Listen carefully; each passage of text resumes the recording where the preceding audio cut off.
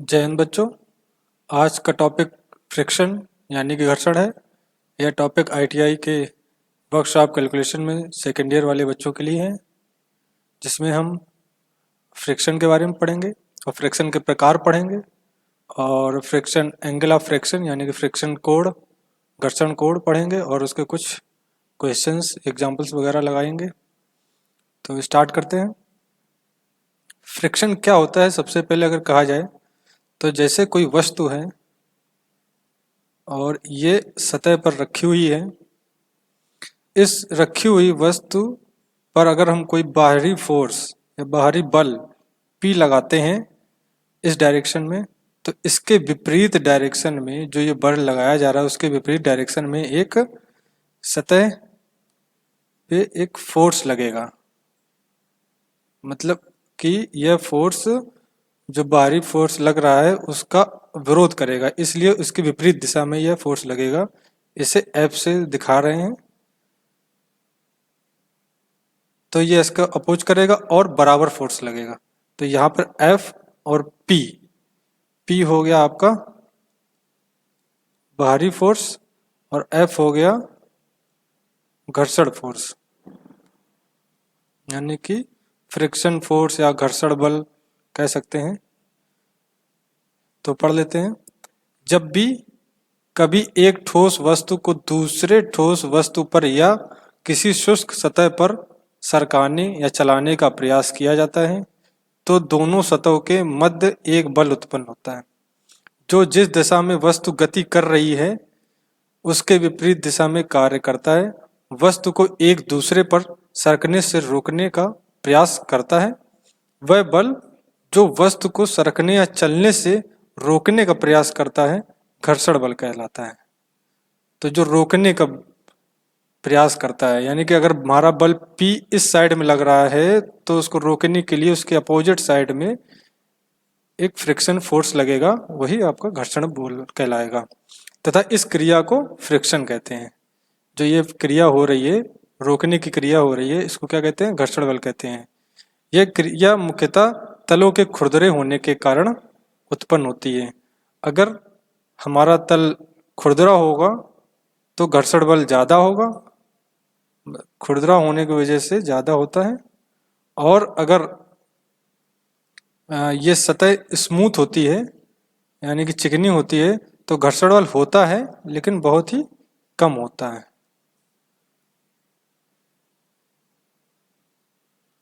और खुरदरा में घर्षण बल ज्यादा होता है। तब इसके बाद घर्षण बल के प्रकार पढ़ लेते हैं। सामान्यतः 3 प्रकार के होते हैं। नंबर 1 चरम घर्षण बल, यानी कि जिसको सीमांत घर्षण बल या इंग्लिश में लिमिटिंग फ्रिक्शन फोर्स कहते हैं। दो सतहों के बीच गति प्रदान करने के लिए आवश्यक न्यूनतम बल चरम या सीमांत घर्षण बल कहलाता है। इसको ऐसे समझ सकते हैं, जैसे सतह पर एक ये वस्तु रखी है,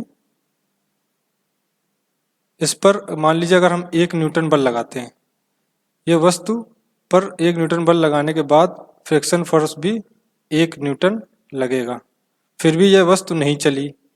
अब इसके बाद 2 न्यूटन लगाते हैं और फ्रिक्शन फोर्स भी 2 न्यूटन लगेगा, फिर भी यह वस्तु नहीं चली। अब इसके बाद जैसे 2 न्यूटन से 0.0001 न्यूटन बढ़ाया तो यह वस्तु चलने लगी। तो कितना फोर्स लगाया? 2.0001 न्यूटन अगर लगाया तो ये वस्तु चलने लगेगी और यहाँ पर फ्रिक्शन फोर्स आ जाएगा। तो ये अब इसके बाद ये देखते हैं कि 2.0001 से अगर हम जितना भी फोर्स आगे लगाते हैं, फिर 3 न्यूटन लगा लो या 4 न्यूटन लगा लो, क्योंकि ये 2.001 से ज़्यादा है तो ये वस्तु चलने लगेगी। तो गति प्रदान कर रही है, तो गति प्रदान करने में जो लगाया गया न्यूनतम बल है, न्यूनतम बल कितना लगाया जा रहा है? 2.001 लगाया जा रहा है। तो यही क्या कहलाएगा? सीमांत घर्षण बल कहलाएगा या लिमिटिंग फ्रिक्शन फोर्स कहलाएगा, क्योंकि ये लिमिट है। इस लिमिट से अगर वस्तु पर जो बल लगाया जा रहा है अगर ज़्यादा होगा तो अपनी वस्तु जो है चलने लग जाएगी। अगर बल कम लगाया गया इस लिमिट से तो वस्तु नहीं चलेगी, तो इसलिए इसे लिमिटिंग फ्रिक्शन फोर्स कहते हैं। नंबर दूसरा आता है स्थैतिक घर्षण बल यानी कि स्टैटिक फ्रिक्शन। जब दो पिंड एक दूसरे को स्पर्श करते हुए साम्यावस्था में हों तो इस स्थिति में उनके स्पर्श बिंदु पर घर्षण उत्पन्न होता है और इस घर्षण को स्थैतिक घर्षण या स्टैटिक घर्षण मतलब रुका हुआ, स्थैतिक या स्टैटिक मतलब होता है रुका हुआ विरामावस्था में, तो इसे कहते हैं स्थैतिक घर्षण। जैसे इसमें डायग्राम में दिखाया गया है, ये वस्तु है रुकी हुई स्थिति में रखी हुई है, इसमें नीचे की तरफ W लग रहा है जो कि इसका वेट है और इस W की प्रतिक्रिया ऊपर की तरफ लग रही है जो R से दिखाया गया है और बाहरी फोर्स P लग रहा है और इसको रोकने के लिए जो घर्षण बल लगाया जा रहा है वो F लग रहा है। तो ये F को बाहरी बल P को F कंट्रोल कर लेगा, अपोजिट में है तो इसको कंपनसेट कर लेगा और जो इसका बल लग रहा है नीचे की तरफ जो वेट है उसको नॉर्मल रिएक्शन जो ऊपर की तरफ R लग रहा है ये दोनों बराबर होंगे तो ये इसको कंपनसेट कर लेगा, कैंसिल कर देगा, इसलिए ये वस्तु क्या हो जाएगी स्थैतिक हो जाएगी यानी कि स्टैटिक अवस्था में हो जाएगी, विराम अवस्था में ये वस्तु हो जाएगी। तो जो यहाँ पर बल लगेगा जो घर्षण बल लगेगा उसे स्थैतिक घर्षण बल कहेंगे और इस क्रिया को स्थैतिक घर्षण कहते हैं। नंबर तीसरा गतिक घर्षण।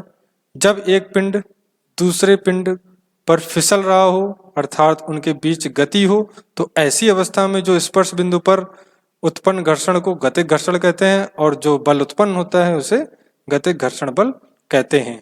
अब जैसे एक सतह है, यहाँ पर एक व्हील है, ये इस पर आगे की तरफ फोर्स लगाया जा रहा है तो जो घर्षण बल लगेगा वो पीछे की तरफ लगेगा। अब ये व्हील चल रही है तो चलने की जो गति है तो गति की अवस्था में जो फ्रिक्शन फोर्स लगेगा उसे गति घर्षण बल कहेंगे या डायनेमिक फ्रिक्शन फोर्स कहेंगे। तो यहाँ पर जो F होगा वो डायनेमिक फ्रिक्शन फोर्स कहलाएगा। ठीक है, फिर इसके बाद अविलंब प्रतिक्रिया क्या होती है। अभी मैंने ऊपर बताया कि जो वेट को कंट्रोल करने के लिए जो ऊपर रिएक्शन आती है उसे अविलंब प्रतिक्रिया कहते हैं। जैसे इसको पढ़ लेते हैं। जब एक ठोस वस्तु किसी सतह पर रखी जाती है तो ठोस वस्तु अपने भार के बराबर उस सतह पर दबाव डालती है। इस दबाव के कारण सतह की ठोस वस्तु पर प्रतिक्रिया होती है। जितने बल से वस्तु सतह पर नीचे की ओर दबाव डालती है उतने ही बल से सतह प्रतिक्रिया वस्तु के लंबवत ऊपर की ओर कार्य करती है, लंबवत ऊपर की ओर कार्य करती है। इस प्रतिक्रिया को अविलंब प्रतिक्रिया कहते हैं, जिसे R से दर्शाते हैं। तो जैसे कि बताया था पहले कि अगर एक पिंड है ये सतह के ऊपर रखा हुआ है तो जिस माना कि इसका वेट अगर W है जो कि नीचे की तरफ वर्क करेगा, अगर W नीचे की तरफ वर्क कर रहा है तो यानी कि जो पिंड है वो सतह पर नीचे की तरफ वर्क कर रहा है W से, तो सतह प्रतिक्रिया एक देगी जो उसके ऊपर की तरफ कार्य करेगा, जिसे R से दिखा रहे हैं। इसे अविलंब प्रतिक्रिया कहते हैं यानी कि इंग्लिश में नॉर्मल रिएक्शन कहते हैं। अब न्यूटन का तीसरा नियम हम लोगों ने पढ़ा था कि इससे पहले आप लोगों ने पढ़ा होगा न्यूटन का तीसरा नियम, न्यूटन का थर्ड लॉ पढ़ा होगा। थर्ड लॉ क्या कहता है, किसी क्रिया की उसके विपरीत और बराबर प्रतिक्रिया होना तय है। तो क्रिया के विपरीत अगर क्रिया इस तरफ की जा रही है तो उसके विपरीत दिशा में प्रतिक्रिया होगी जो कि बराबर होगी, जो कि बराबर होगी। तो इसलिए यहाँ पर अगर W नीचे की तरफ कार्य कर रहा है तो R जो प्रतिक्रिया है वो ऊपर की तरफ कार्य करेगा। इसे ही नॉर्मल रिएक्शन कहते हैं या अविलंब प्रतिक्रिया कहते हैं। आसान है, आशा करते हैं समझ में आ गया होगा। इसके बाद सीमांत घर्षण की डेफिनेशन आती है। तो सीमांत घर्षण क्या होता है? तो इससे पहले सीमांत घर्षण बल में हम बता चुके हैं कि अगर कोई वस्तु पर बल लगाया जाता है और वस्तु चलने वाली होती है, चलने की स्थिति में होती है, तो वहां पर जो बल आता है वो सीमांत घर्षण बल होता है और इस प्रक्रिया को सीमांत घर्षण कहते हैं। तो जैसे इसमें कहते हैं कि जब दो शुष्क सतह पर एक दूसरे पर चलती हैं, जब शुष्क सतह एक दूसरे पर चलती हैं तो सतहों के मध्य घर्षण उत्पन्न होता है। जैसे जैसे बल बढ़ता जाता है, घर्षण बल भी बढ़ता जाता है। एक अवस्था ऐसी आती है कि ठोस सतह पर ठीक चलने वाला ही होता है कि उसी समय घर्षण बल अपनी उच्चतम सीमा पर होता है, जो वस्तु के चलने से रोकने का प्रयास करता है। इस उच्चतम घर्षण बल को सीमांत घर्षण कहते हैं और सीमांत घर्षण बल लगाए हुए बाह्य बल के बराबर होता है जबकि वस्तु ठीक चलने की स्थिति में होता है। तो जैसे हमने ऊपर बताया था एग्जाम्पल में, एक पिंड है, इसमें पहले 1 न्यूटन लगाया तो गति नहीं हुई, 2 न्यूटन लगाया तो गति नहीं हुई। जैसे मैंने 2.001 न्यूटन लगाया तो गति होने लगी। तो जो ये बल है ये क्या हो जाएगा? सीमांत घर्षण बल कहलाएगा, क्योंकि ये चलने की स्थिति में रहेगा। अब घर्षण के नियम पढ़ लेते हैं। घर्षण के नियम। घर्षण बल पहला क्या है? घर्षण बल हमेशा वस्तु की गति की दिशा के विपरीत दिशा में कार्य करता है, ये कि हम लोग एग्जाम्पल से जान चुके हैं। नंबर दूसरा, घर्षण बल हमेशा लगाए गए बाह्य बल के बराबर होता है जो वस्तु को चलाने का प्रयत्न करता है। तो ये क्या है? बाह्य बल के बराबर होता है। यदि अगर इस तरफ P लग रहा है तो अपोजिट डायरेक्शन में F लगेगा जो कि घर्षण बल है और दोनों बराबर होते हैं, P बराबर F। नंबर तीसरा, घर्षण बल संपर्क सतहों की प्रकृति व स्थिति पर निर्भर करता है परंतु उसके आकार और क्षेत्रफल पर निर्भर नहीं करेगा। आकार और क्षेत्रफल पर निर्भर नहीं करेगा। किस पर निर्भर करेगा? सतहों की प्रकृति व स्थिति पर निर्भर करेगा। अगर जैसे सतह है तो प्रकृति का कहने का मतलब या तो खुरदरा होगा या तो चिकनी सतह होगी या फिर क्षैतिज अवस्था में रखी होगी सतह या फिर झुकी हुई अवस्था में ये सतह रखी होगी। यानी कि क्या है? ये खुरदरा और चिकना क्या हो गया? इसकी प्रकृति हो गई और क्षैतिज जो झुकी हुई सतह क्या हो गई? इसकी स्थिति हो गई। तो इन्हीं दोनों पर घर्षण बल निर्भर करता है। और किस पर निर्भर नहीं करता है? इसकी आकार आकृति पर निर्भर नहीं करता है। आकार कैसा भी हो सकता है। पिंड अगर आयताकार है तब भी घर्षण बल उतना लगेगा, पिंड अगर आपका बेलनाकार है या गोलाकार है तब भी घर्षण बल उतना ही लगेगा। नंबर चौथा, सीमांत घर्षण बल दो सतहों के बीच की अवलंब प्रतिक्रिया के समानुपाती होता है। तो यहाँ पर हम क्या जानेंगे कि जो घर्षण बल है वो किसके समानुपाती बताया जा रहा है? अवलंब प्रतिक्रिया के। अवलंब प्रतिक्रिया मानी कि R, जो कि वजन के विपरीत दिशा में लगती है, ये इसके समानुपाती होता है। अब इसका नेक्स्ट डेफिनेशन है घर्षण गुणांक। तो घर्षण गुणांक में सीमांत घर्षण तथा अवलंब प्रतिक्रिया के अनुपात को घर्षण गुणांक कहते हैं। तो घर्षण गुणांक को म्यू से दिखाते हैं और डेफिनेशन के हिसाब से जो सीमांत घर्षण F होता है और अवलंब प्रतिक्रिया R होता है, इसके अनुपात को घर्षण गुणांक कहते हैं। अब ये सूत्र आपको याद रखना पड़ेगा, फॉर्मूला।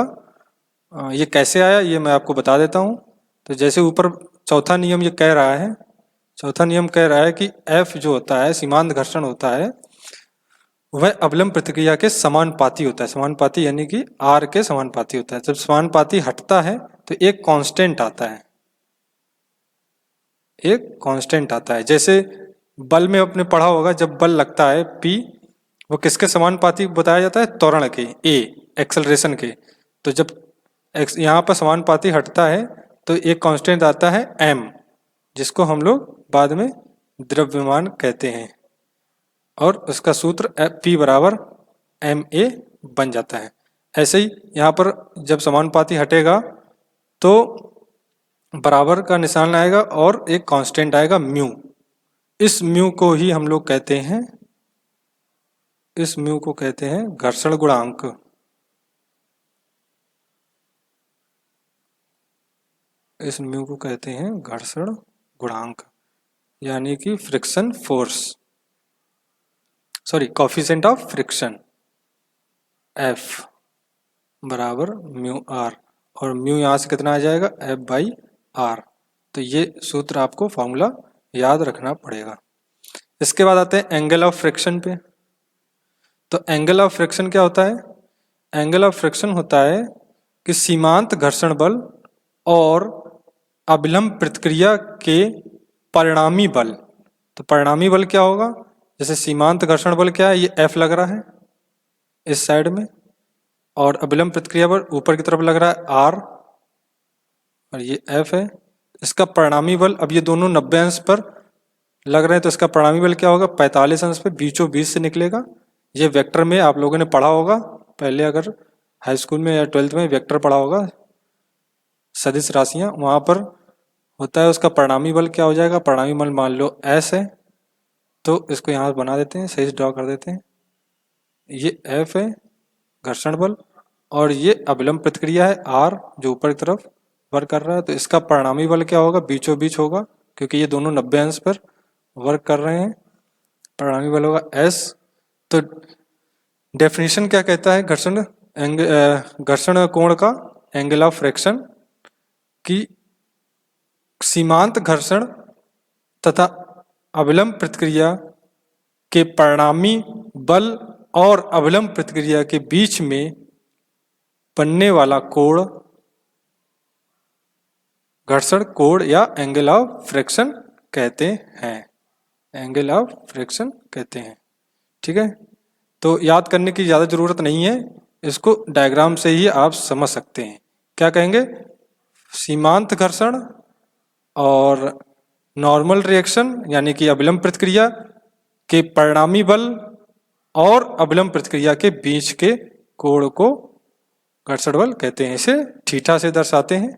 थीटा, नीचे देखो ये डायग्राम भी दे रखा है, यहाँ पे ये S इसका परिणामी है और नीचे F दे रखा है जो घर्षण सीमांत घर्षण बल है, और ये R दे रखा है जो नॉर्मल रिएक्शन है, अभिलंब प्रतिक्रिया है।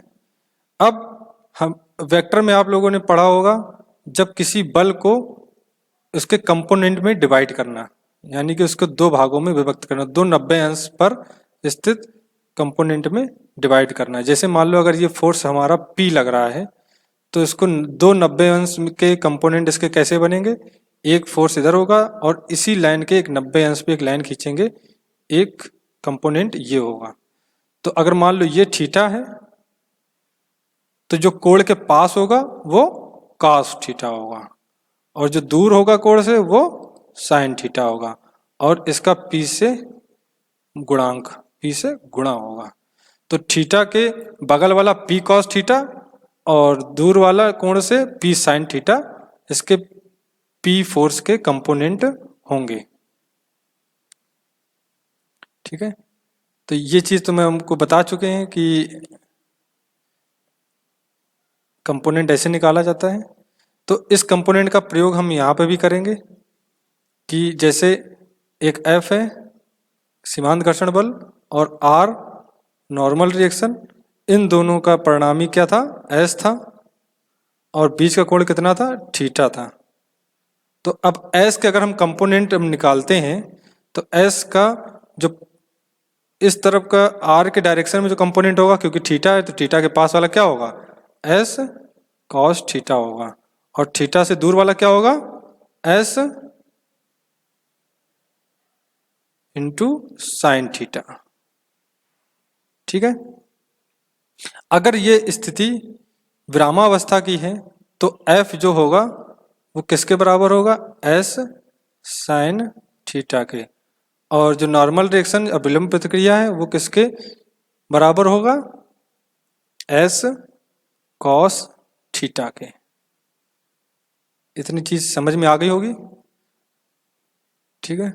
फिर इसमें एक चीज आता है कि ये अगर समीकरण 1 है और ये समीकरण 2 है, तो एक समीकरण से दूसरे समीकरण में भाग देने पर, मतलब कि समीकरण 1 में अगर दूसरा समीकरण का भाग दे देते हैं तो क्या होगा, एफ बटे आर इस तरफ हो जाएगा और एस इंटू साइन थीटा इस साइड में हो जाएगा और एस इंटू कॉस थीटा इस साइड हो जाएगा। तो एस से एस कट जाएगा, तो साइन थीटा बटे कॉस थीटा क्या होता है, टेन थीटा होता है, ठीक है।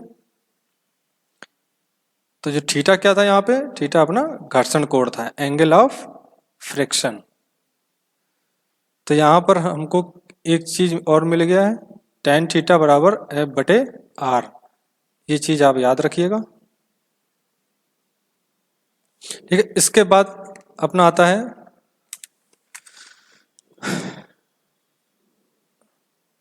अच्छा हाँ, एक चीज और यहाँ पर एफ बटे आर ऊपर हम लोग क्या बता चुके, घर्षण गुणांक। एफ बटे आर यहाँ पे क्या था, घर्षण गुणांक, जो कि म्यू होता है, ये म्यू बराबर एफ बटे आर। तो यहाँ पर भी घर्षण गुणांक क्या हो जाएगा, टेन थीटा के बराबर हो जाएगा, क्योंकि एफ बटे आर क्या होगा, म्यू होगा। तो ये भी टेन थीटा के बराबर हो जाएगा। अगर क्वेश्चन में पूछता है कि घर्षण कोण क्या होगा, एंगल ऑफ फ्रिक्शन क्या होगा, तो थीटा को निकाल लेंगे और टेन उस तरफ ले जाएंगे तो क्या हो जाएगा, टेन इनवर्स एफ बटे आर या फिर टेन इनवर्स म्यू। क्वेश्चन में अगर पूछता है थीटा की वैल्यू पूछता है तो ऐसे इसको कैलकुलेट करेंगे, तो इसको याद रखिएगा, ठीक है। बाकी समझ में आ गया होगा कि कैसे ये आया है, कहाँ से ये चीज़ आ गई है, तो याद करने में ज़्यादा दिक्कत नहीं होगी। अगर दिक्कत होती है तो आप हमें कमेंट में ज़रूर बताएं। इसके बाद क्वेश्चन आता है कि अगर वस्तु को इंक्लाइंड प्लेन पे रखा जाए, इंक्लाइंड प्लेन मतलब झुके हुए प्लेन पे रखा जाए, तो जो ये ए है और ये बी है, ये क्या है, सतह है, झुकी हुई सतह है, ये ऐसे रखा गया है और ये पिंड रखा गया है, ये वस्तु रखी गई है। तो जैसे ही वस्तु अगर हम झुकी हुई सतह पर अगर हम कोई वस्तु रखते हैं तो वस्तु क्या होगा, नीचे सरकना स्टार्ट हो जाएगी। अगर वस्तु नीचे की तरफ ऐसे सरकना स्टार्ट हो जाएगी तो सरकने की वजह से यहाँ पर एक घर्षण बल आएगा, जिसे हमने एफ से दिखाया है। और यहाँ पर वस्तु का वजन, एक ये फोर्स काम करेगा जिसे W से दिखा रहे हैं, और एक नॉर्मल रिएक्शन लगेगा। तो सतह के पर 90 अंश पे, तो सतह झुकी हुई है तो इसका 90 अंश कैसे बनेगा, ये बनेगा। यहाँ पर क्या वर्क कर रहा है, आर, अविलंब प्रतिक्रिया, ठीक है।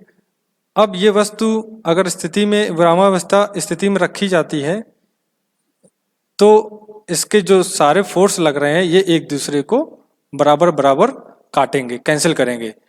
तो आर जो है इस साइड में लग रहा है, एफ इस साइड में लग रहा है, तो हम क्या करेंगे, डब्लू को दो भागों में बांट लेंगे, इसके दो कंपोनेंट 90 अंश के कंपोनेंट निकाल लेंगे। अगर ये थीटा है तो ये क्या होगा, यहाँ पर भी एक ये थीटा बनेगा। तो डब्लू के अगर हम दो कंपोनेंट निकालेंगे तो थीटा के पास वाला क्या बनेगा, डब्लू कॉस थीटा बनेगा, और इस साइड में 90 अंश पे आएगा ये क्या बनेगा, डब्लू साइन थीटा बनेगा, ठीक है।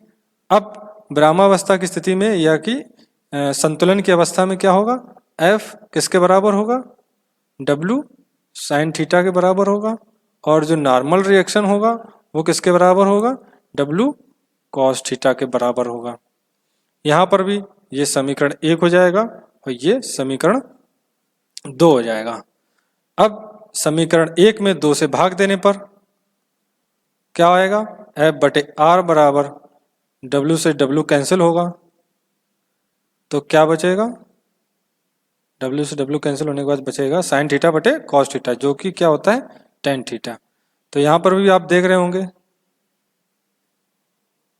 टेन थीटा किसके बराबर आ गया है, एफ बटे आर के बराबर, जो कि पीछे देख चुके हैं। तो एफ बटे आर भी क्या लिख सकते हैं, इसको म्यू भी लिख सकते हैं। तो म्यू बराबर क्या हो जाएगा, टेन थीटा हो जाएगा। और अगर कोण निकालने को बोले जाएगा तो क्या हो जाएगा, टेन इनवर्स म्यू या एफ बटे आर, यहाँ से अपना कोण निकलकर, घर्षण कोण निकलकर आ जाएगा। तो एक ये केस देख लिया जब सतह की स्थिति कैसी हो, झुकी हुई अवस्था में हो, इंक्लाइंड प्लेन हो। अब इसके बाद दो स्थितियां और बनती हैं। दो स्थितियां कौन कौन सी बनेंगी? अगर सतह क्षैतिज हो, यानी कि सीधी अवस्था में ऐसी रखी हो, और फोर्स जो है वो इंक्लाइंड लग रहा हो।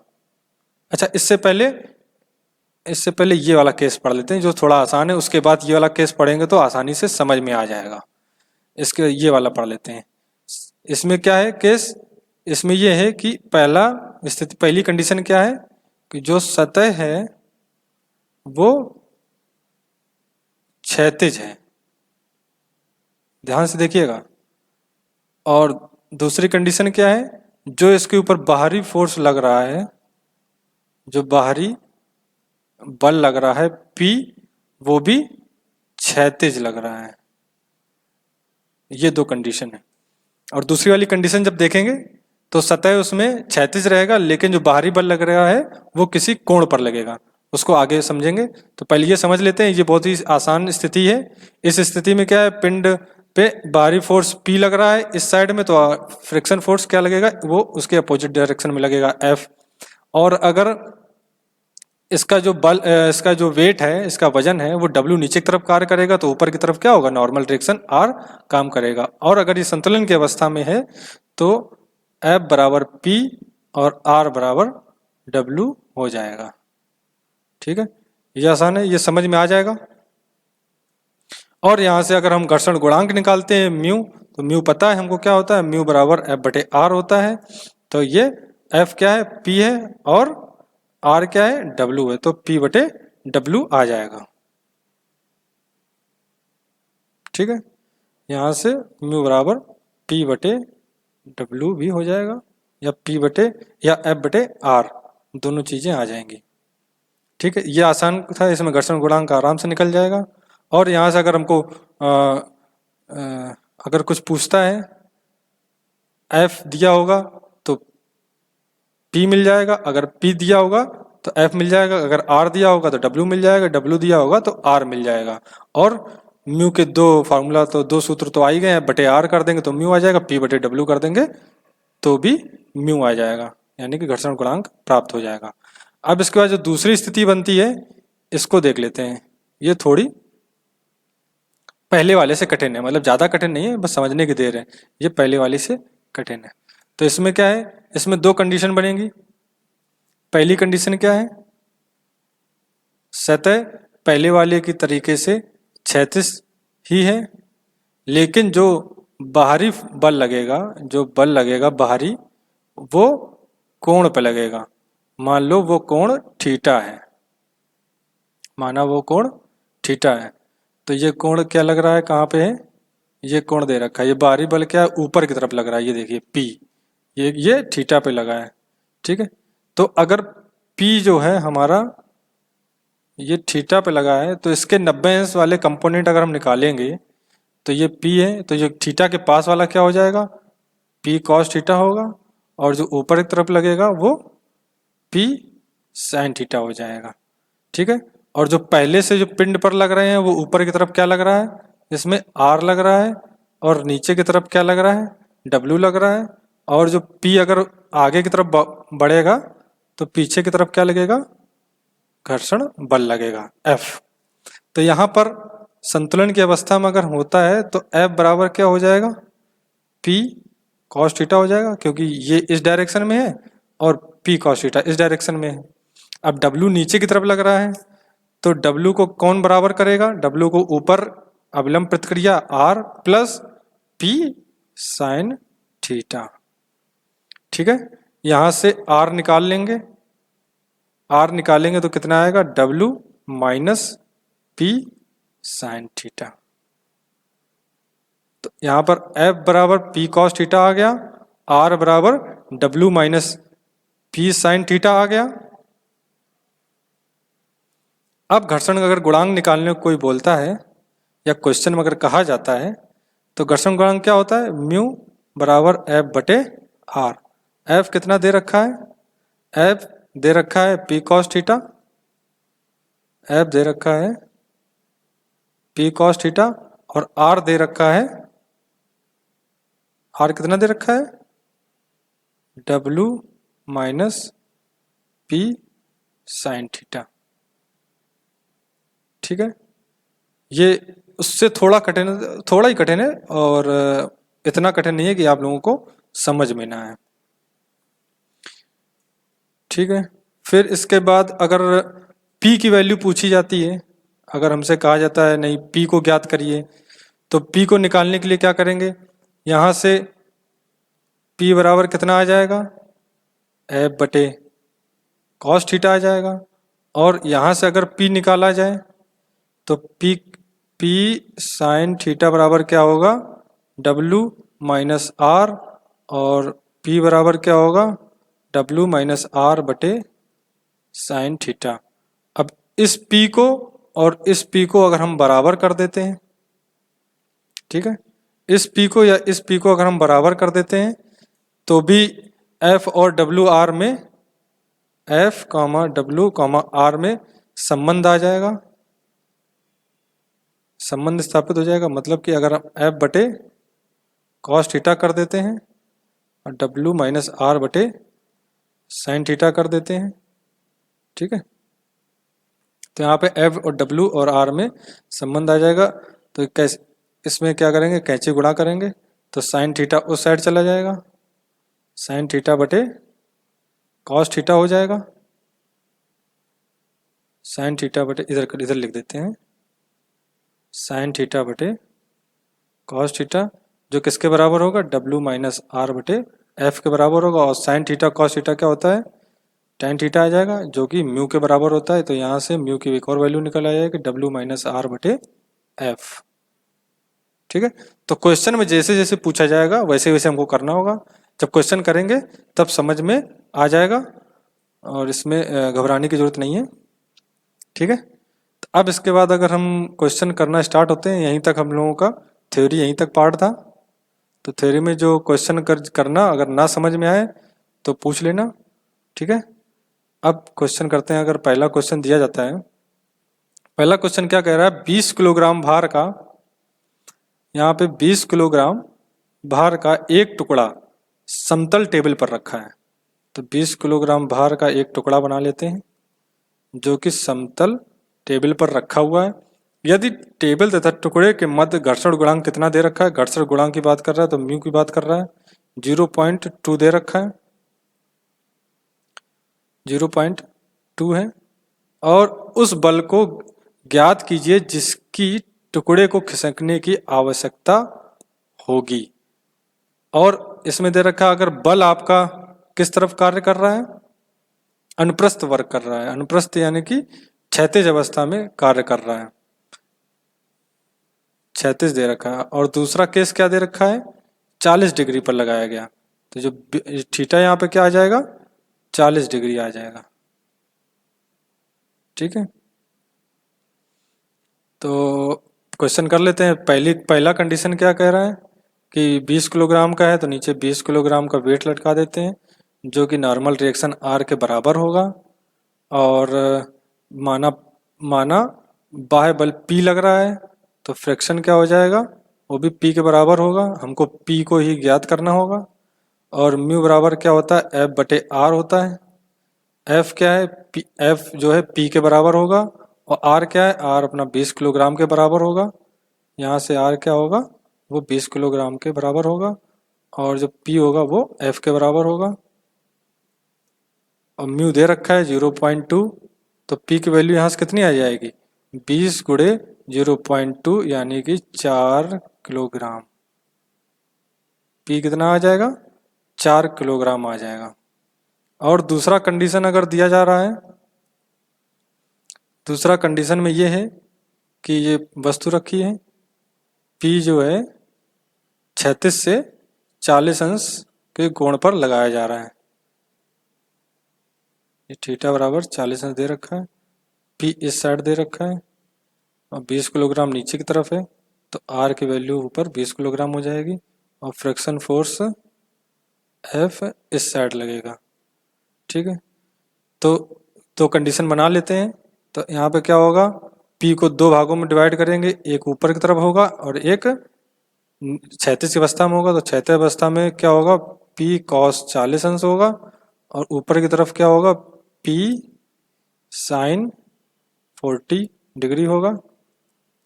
ठीक है,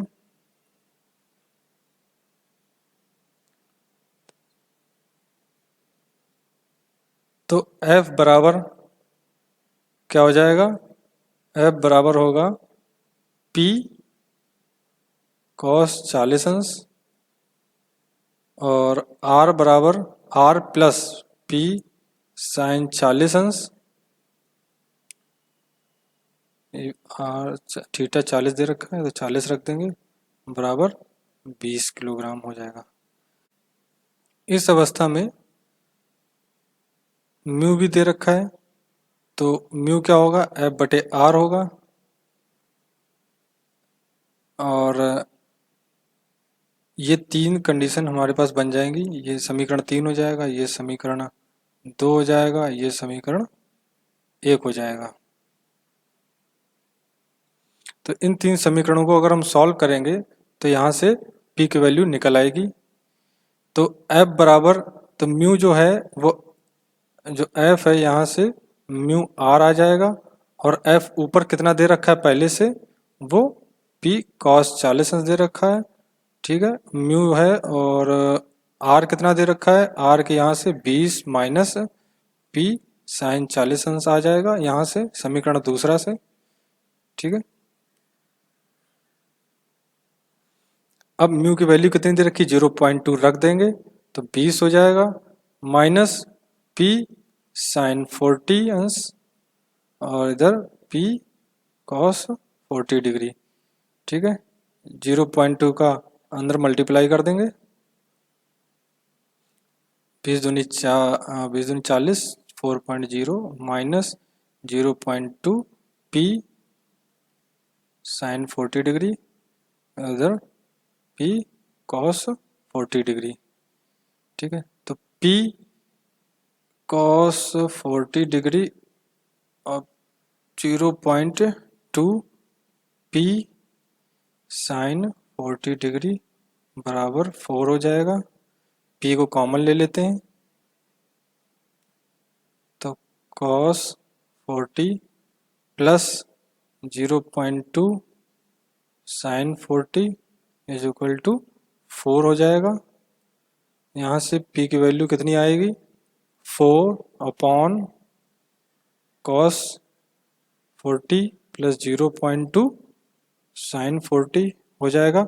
अब क्वेश्चन में अगर sin 40 और cos 40 की वैल्यू दे रखी होगी तो यहाँ से हम लोग P की वैल्यू कैलकुलेट कर लेंगे, नहीं तो ऐसे ही छोड़ देंगे या ऑप्शन में ऐसे ही होगा, क्योंकि cos 40 और sin 40 की वैल्यू जो होती है वो टेबल से निकालनी होती है, या तो टेबल दिया जाएगा क्वेश्चन में या फिर सीधे सीधे इसकी वैल्यू दे दी जाएगी और यहाँ से P की वैल्यू निकाल लेंगे। तो अपने दोनों केस में P का वैल्यू यहाँ से निकाल लिया जाएगा। अब नेक्स्ट क्वेश्चन देखते हैं। नेक्स्ट क्वेश्चन में कह रहा है कि 15 किलोग्राम एक मेटल ब्लॉक एक लकड़ी के टुकड़े पर रखा है और उसके बीच घर्षण गुणांक 0.5 है और ब्लॉक को हिलाने के लिए 36 से 30 अंश कोण पर क्रियाशील बल को ज्ञात करना है। तो क्या दे रखा है, म्यू दे रखा है 0.5 पहले से ही दे रखा है और उसका वेट दे रखा है 15 kg। तो अगर ये पिंड रखा हुआ है, इस पर वेट लग रहा है 15 kg और 36 से 30 अंश पर एक बाहरी बल लग रहा है, ऊपर की तरफ नॉर्मल रिएक्शन होगा और विपरीत दिशा में फ्रिक्शन होगा। ठीक है, बिल्कुल पीछे वाले जैसा है जिस केस में तिरछा बल लग रहा था। तो यहाँ पर P का हम क्या निकाल लेंगे, कंपोनेंट निकाल लेंगे 90 अंश पे। तो यहाँ पे P ऊपर sin 30 होगा और क्योंकि थीटा इस साइड में है तो जिस तरफ पास होगा उस तरफ cos होगा, तो P cos 30 अंश हो जाएगा।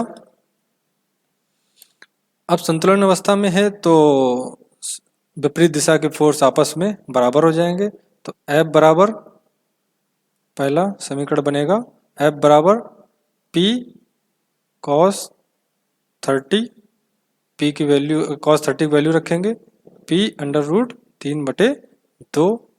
दूसरा समीकरण R बराबर 15 जो कि इसका वजन है, माइनस P sin 30, तो 15 माइनस P sin 30 की वैल्यू रख देंगे 1/2। और तीसरा समीकरण म्यू बराबर F/R होता है, और म्यू की वैल्यू दे रखी है 0.5, F यहाँ से P √3/2 आ गया है, और R जो है 15 माइनस P/2। अब यहाँ पे अगर हम पहले से 2 को कैंसिल कर लेते हैं या फिर गुणा कर लेते हैं, पहले कैसे गुणा कर लेते हैं तो ज़्यादा सही रहेगा। कैसे गुणा करने पर तो 0.5 से 15 गुणा होगा तो 15×5 7.5 माइनस 0.5 से P/2 का गुणा होगा तो 0.5 भी 1/2 ही होता है, तो 1/2 उसके पास पहले से था तो P/4 हो जाएगा, बराबर P इंटू √3/2। और P का पक्षांतर करने पर उस साइड ले जाएंगे तो 7.5 बराबर P कॉमन इधर हो जाएगा तो √3/2 प्लस 1/4, और P की वैल्यू आ जाएगी 7.5 बटे √3/2 प्लस 1/4। यहाँ से हम लोग कैलकुलेट कर लेंगे, क्योंकि √3 का मान तो होता ही है, पता होना चाहिए 1.732, और 1/4 है वो तो कैलकुलेट कर लेंगे 7.5 1.732/2 प्लस 1/4 को 0.25 भी लिख सकते हैं।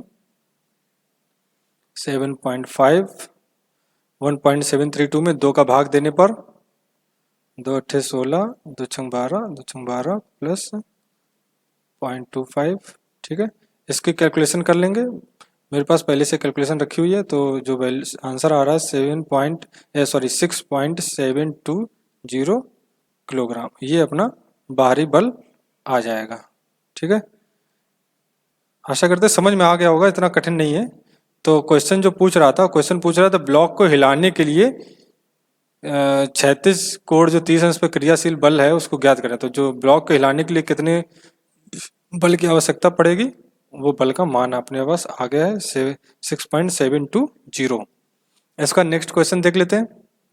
नेक्स्ट क्वेश्चन कह रहा है, एक रेलवे वैगन का द्रव्यमान 1250 टन है, यदि रेल लाइन और पहिए के बीच घर्षण गुणांक म्यू दे रखा है 0.003 है, और द्रव्यमान यानी वेट 1250 टन है, तो वैगन को स्थापित करने के लिए कितने बल की आवश्यकता होगी। बहुत ही आसान है, विस्थापित करने के लिए यहाँ पर P के मान निकाल रहा है, यहाँ पर P की वैल्यू निकालेंगे। तो डायग्राम से समझ लेते हैं, अगर ये वैगन है तो फोर्स बाहरी इस साइड लगेगा तो अपोजिट साइड में फ्रिक्शन फोर्स लगेगा, और द्रव्यमान अगर नीचे की तरफ लगेगा W, तो ऊपर की तरफ अवलंब प्रतिक्रिया आएगी जो R होगा, तो R बराबर W हो जाएगा और F बराबर P हो जाएगा, और हमें P को ही निकालना है, ठीक है। तो R की वैल्यू आ जाएगी 1250 टन, और म्यू दे रखा है 0.03, और म्यू बराबर होता है F/R।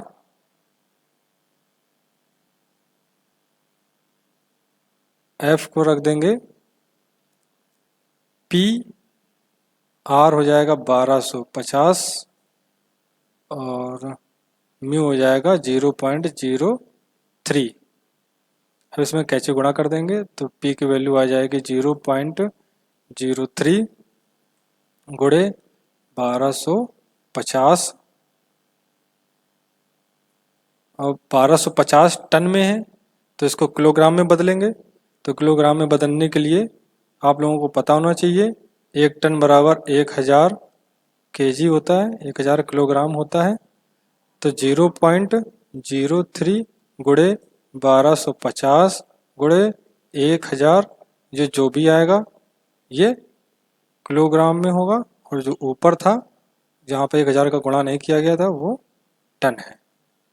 ठीक है, इसके बाद गुणा कर लेंगे तो जो आंसर आएगा 3750 किलोग्राम, ये बाहरी फोर्स होगा जो हमें व्हील को हिलाने के लिए लगाया जाएगा। तो ये क्वेश्चन बहुत ही आसान था। ठीक है, इसके बाद अगला क्वेश्चन पढ़ते हैं। किसी प्लेनर की मेज पर 7.2 किलोग्राम भार एक कास्टिंग की 2 क्लैंप के द्वारा कसा गया है।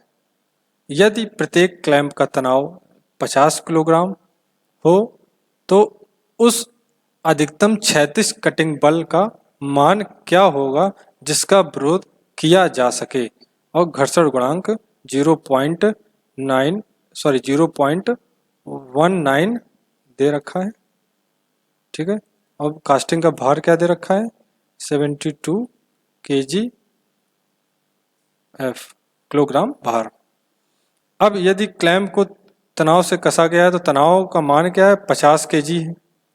ठीक है, तनाव का मान क्या है, 50 kg। यहाँ पे लिख देते हैं इसको,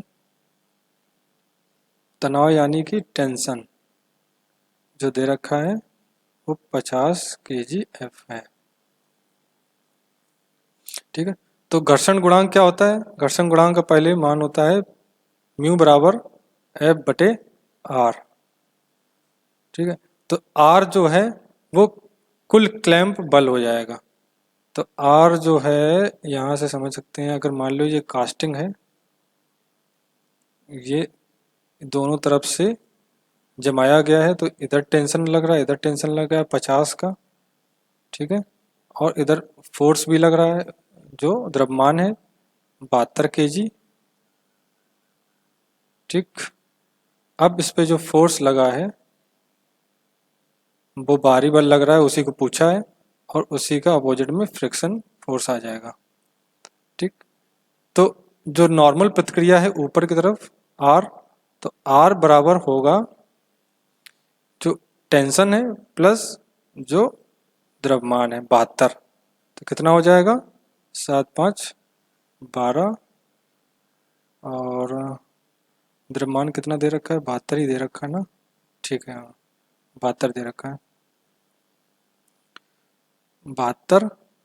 अच्छा हाँ, ये 50 जो है ये दोनों तरफ लगेगा, तो इसमें 2 का गुणा हो जाएगा, 2 का गुणा करने पे करेंगे तो 50 दूनी 100 हो जाएगा, यहाँ पे 100 आ जाएगा, यहाँ पर 100 आएगा, प्लस 72 बराबर 172 किलोग्राम फोर्स, ये R आ जाएगा।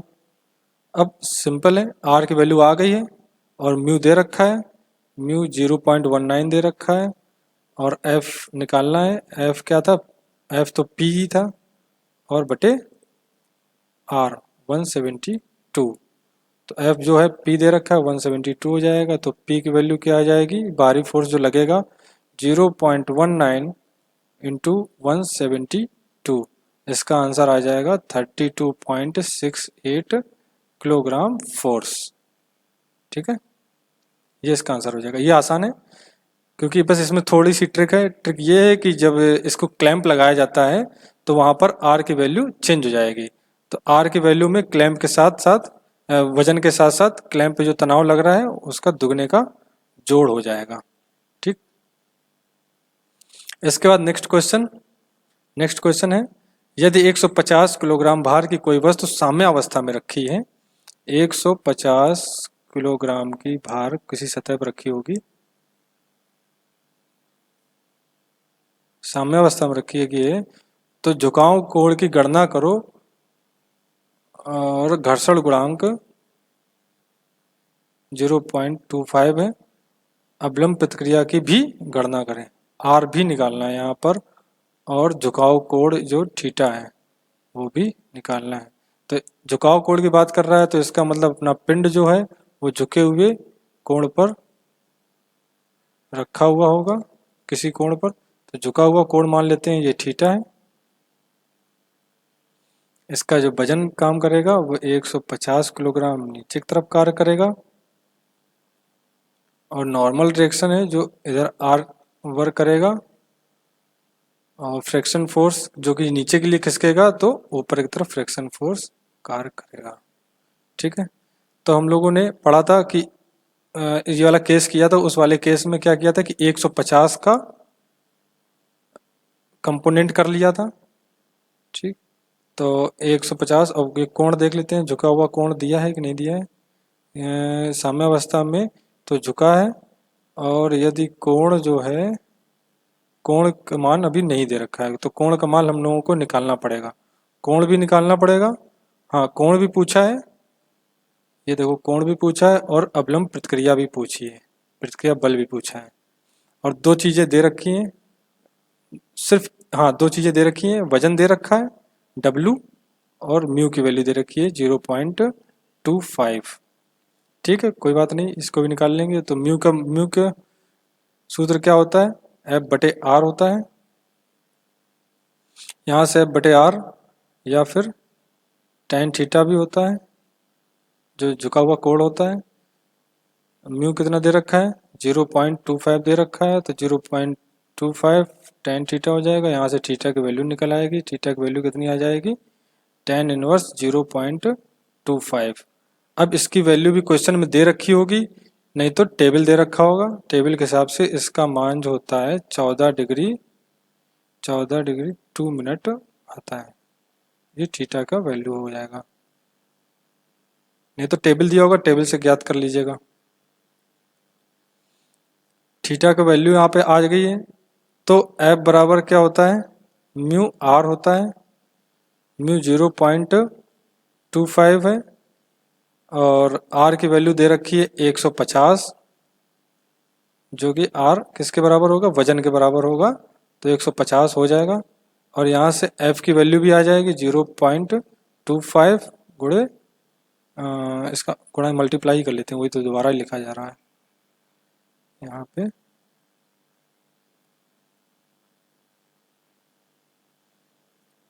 पंद्रह अपना 75, 15 दूनी 30, 37 और 2 दशमलव कितना आ जाएगा, 37.5 kg। यहाँ से F की वैल्यू भी आ जाएगी, तो 36 कोण भी निकल आया, और अवलंब प्रतिक्रिया का मान भी निकल आया। यहाँ से F की वैल्यू आ जाएगी F 37.5, जो प्रतिक्रिया बल पूछा था, और कोण आ जाएगा थीटा 14 डिग्री 2 मिनट्स। ठीक है, तो ये क्वेश्चंस भी हो गए। और क्वेश्चन अगर आप लगाइएगा, जो अगर नहीं आते हैं तो मुझे कमेंट में बता दीजिएगा। और अब बस आज के लिए इतना ही, धन्यवाद।